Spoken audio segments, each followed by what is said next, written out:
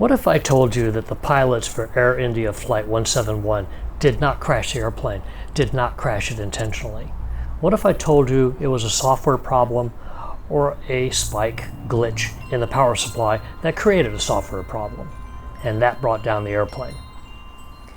I was director of product management for a major supplier of toggle switches to the aerospace industry, companies like Boeing and Airbus. We supplied them toggle switches, and this is one of them. They are robust devices that are designed to handle a lot of cycles. They are designed to handle impact, and in the case of a cutoff switch for the fuel supply in a commercial airliner, they're designed so that you can hit them or even kick them and it's not going to change position. It's designed to have an outdent. You could also do indents, but this is an outdent. That means when you grab this baton, or bat as they call them, I think you can see a little bit closer, that's what it looks like, you have to pull it out before you can pull it down. Now it's in the cutoff position. To get it to the run position, again, you have to pull it out and then up and let it go down. It's spring loaded and it has to go over an edge. They're also different shapes so that they can see what these look like with their hands instead of their eyes. You can feel the difference even in the dark. You know which switch is which. It's a very deliberate design for a very deliberate purpose, and it is just electrical. From here, wires go down to a control board that has computer capability as well as relays, and that drives multiple fuel pumps and fuel valves that supply fuel to the engines, where a FADEC controls the fuel amount and the amount of air. It's a very complex system. It's triple redundant. There are a lot of ways to go from one part to another and bypass problems. 3 different fuel tanks, 3 different fuel pumps, 3 different valves. It's redundant because it's built to be safer, but it all gets a signal from the computer system. And the computers are redundant too. That's where I think the problem happened. I don't think the pilots deliberately pulled this out and then down to cut it off. I don't think the pilots pulled it out and then up to put it back into run. I think the software did it.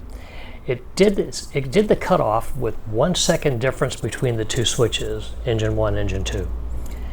And then it turned them back on to the run position and started the automatic engine restart process.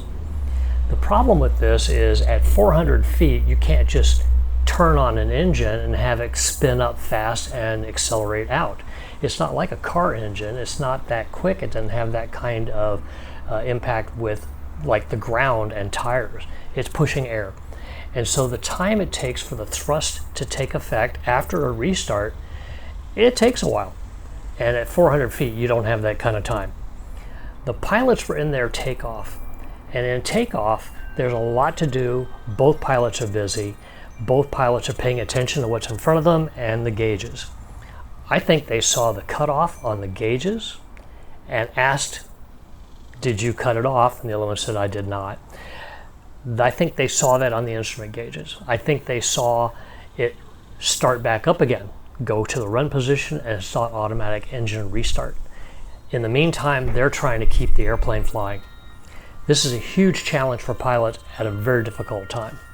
Now, Boeing had sent out a warning to airlines to check their cutoff fuel switches, but it was not a mandatory request. So airlines could choose to do that check when they wanted to. The black box, or the flight data recorder, decoded that there was an engine cutoff signal and an engine run signal.